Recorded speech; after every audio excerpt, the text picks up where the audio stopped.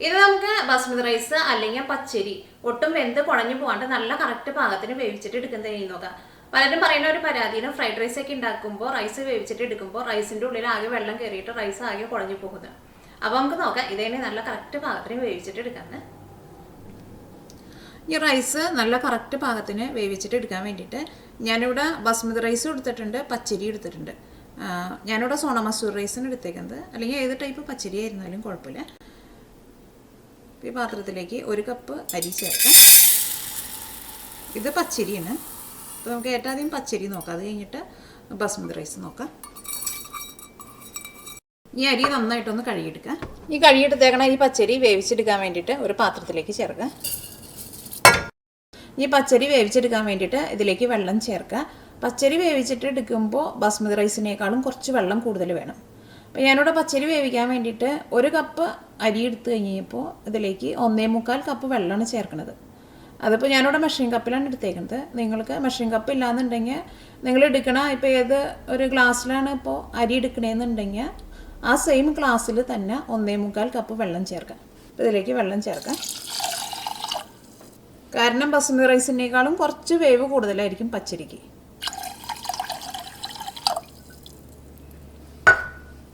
തീ ഓണാക്കാം. ഇത് മൂടി വയ്ക്കുക. ഇനി അത് വെള്ളം നന്നായിട്ട് തിളച്ച് കഴിഞ്ഞ് കഴിയുമ്പോൾ പിന്നെ തീ കുറച്ച് വെക്കണം. തീ എങ്ങാനും കൂട്ടി വെച്ചിട്ടുണ്ടെങ്കിൽ എന്താ ഉണ്ടാവുകയെന്ന് വെച്ചിട്ടുണ്ടെങ്കിൽ ഇതിനകത്ത് വെള്ളം പെട്ടെന്ന് അങ്ങോട്ട് വറ്റിപ്പോവുകയും ചെയ്യും, അരി ശരിക്കും വെന്ത് കിട്ടുകയും ചെയ്യില്ല. അപ്പോൾ ഈ അരിയിൽ ഈ വെള്ളം നന്നായിട്ട് തിളച്ച് കഴിഞ്ഞ് കഴിയുമ്പോൾ പിന്നെ ഞാനിവിടെ സാധാരണ ലോ ഫ്ലെയിമിലാണ് ഇട്ട് വയ്ക്കുക. അപ്പോൾ കുറച്ച് സമയം കൂടുതൽ എടുത്തിട്ട് അരി വേവിച്ചിട്ട് എടുക്കുമ്പോൾ അരി നല്ല സോഫ്റ്റായിട്ട് വരും. അല്ലെങ്കിൽ ഇപ്പോൾ നിങ്ങൾ പെട്ടെന്ന് ഈ അരി വേവിച്ചിട്ട് എടുക്കാൻ വേണ്ടിയിട്ട് കുറേ വെള്ളമൊക്കെ ഒഴിച്ചിട്ട് അരി വേവിച്ചിട്ട് എടുത്തിട്ടുണ്ടെന്നുണ്ടെങ്കിൽ ബസ്മതി റൈസ് ആയിരുന്നാലും പച്ചരി ആയിരുന്നാലും അതിൻ്റെ ഉള്ളിലേക്കൊക്കെ നന്നായിട്ട് വെള്ളം കയറിയിട്ട് അരി ആകെ അങ്ങോട്ട് കുഴഞ്ഞ പോലെയാവും. അപ്പോൾ ഇതേപോലെ നന്നായിട്ട് തിളച്ച് കഴിയുമ്പോൾ പിന്നെ ഒരു ലോ ഫ്ലെയിമിലേക്ക് മാറ്റാം. അപ്പോൾ അങ്ങനെ വേവിച്ചിട്ട് എടുക്കുമ്പോൾ അരി നല്ല പഞ്ഞി പോലെ നല്ല സോഫ്റ്റായിട്ട് ഒട്ടും ഇങ്ങനെ കുഴഞ്ഞു പോകാത്ത രീതിയിൽ കിട്ടും. ഇനി നമുക്ക് ബസ്മതി റൈസ് വേവിക്കാൻ വേണ്ടിയിട്ട് വയ്ക്കാം.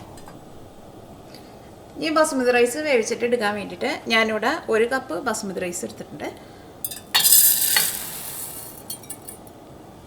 റൈസ് നന്നായിട്ടൊന്ന് കഴുകിയെടുക്കുക. അപ്പോൾ ഞാനിവിടെ ബസ്മതി റൈസ് നന്നായിട്ട് കഴുകിയെടുത്തിട്ടുണ്ട്. ഇനി ഇത് വേവിച്ചെടുക്കാൻ വേണ്ടിയിട്ട് ഒരു പാത്രത്തിലേക്ക് ചേർക്കാം.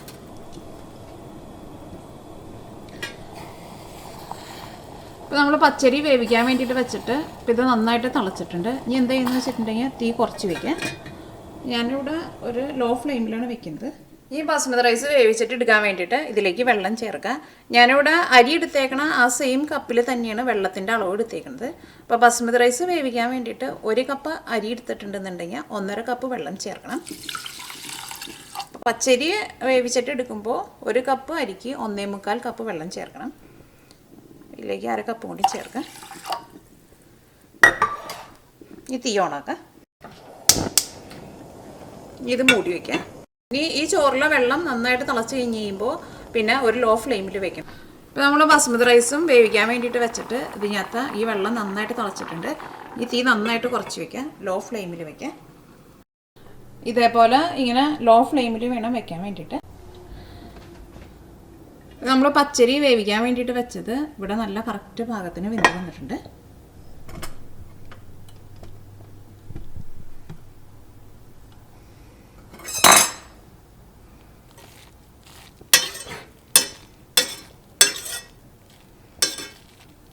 അത് വെള്ളമൊക്കെ വറ്റിയിട്ട് ഒട്ടും ഉടഞ്ഞു പോകാണ്ട് ഇതേപോലെ നമുക്ക് വെന്ത് കിട്ടിയിട്ടുണ്ട്. ഈ പച്ചരിയുടെ തീ ഓഫ് ചെയ്യുക.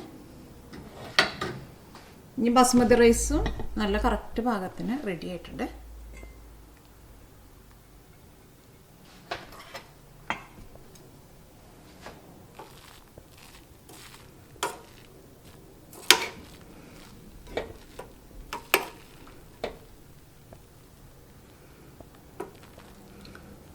ഇപ്പോൾ ബസ്മതി റൈസ് ആയിരുന്നാലും ഒട്ടും വെന്ത് കുഴഞ്ഞൊന്നും പോയിട്ടൊന്നുമില്ല.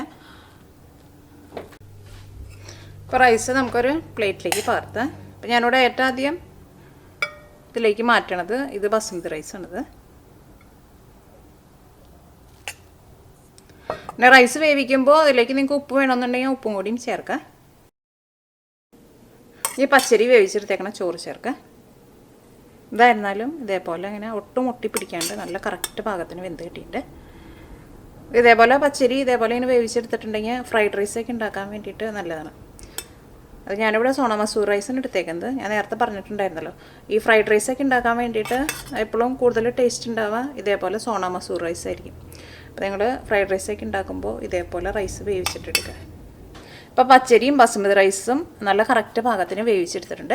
നിങ്ങൾ ബിരിയാണിയോ അല്ലെങ്കിൽ ഫ്രൈഡ് റൈസൊക്കെ ഉണ്ടാക്കുമ്പോൾ ഇതേപോലെ റൈസ് വേവിച്ചിട്ടെടുക്കുക. അപ്പോൾ നിങ്ങൾക്ക് നല്ല കറക്റ്റ് പാകത്തിന് വെന്ത് കിട്ടും. അല്ലെങ്കിൽ ഇപ്പോൾ നിങ്ങൾ തിരക്കിൽ പെട്ടെന്ന് വെന്ത് കിട്ടാൻ വേണ്ടിയിട്ട് റൈസിലേക്ക് കുറേ വെള്ളമൊക്കെ ഒഴിച്ചിട്ട് റൈസ് വേവിച്ചെടുത്തിട്ടുണ്ടെങ്കിൽ റൈസ് വെന്ത് കഴിഞ്ഞ് കഴിയുമ്പോൾ റൈസിൻ്റെ ഉള്ളിലേക്കൊക്കെ കണ്ട് വെള്ളം കയറിയിട്ട് റൈസ് ആകെ കണ്ട് കുഴഞ്ഞ പോലെയാവും.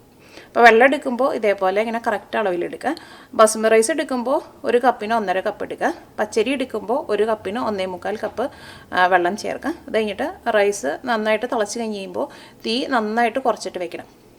തീ അങ്ങനെ കൂട്ടി വെച്ചിട്ടുണ്ടെങ്കിൽ അതിനകത്ത് വെള്ളം പെട്ടെന്ന് അങ്ങോട്ട് വറ്റി പോവുകയും ചെയ്യും. പിന്നെ ചോറൊക്കെ അടിയിൽ പിടിക്കുകയും ചെയ്യും. അപ്പോൾ റൈസ് നന്നായിട്ട് തിളച്ച് കഴിഞ്ഞിട്ടുണ്ടെങ്കിൽ ഒരു 15 മിനിറ്റിനുള്ളിൽ ഇതേപോലെ നമുക്ക് ഒട്ടും ഒട്ടി പിടിക്കാത്ത ഇതേപോലത്തെ നല്ല റൈസ് കിട്ടും. അപ്പോൾ നിങ്ങളെല്ലാവരും ട്രൈ ചെയ്ത് നോക്കാം. നിങ്ങൾക്ക് എല്ലാവർക്കും നല്ല ഇഷ്ടമാവും.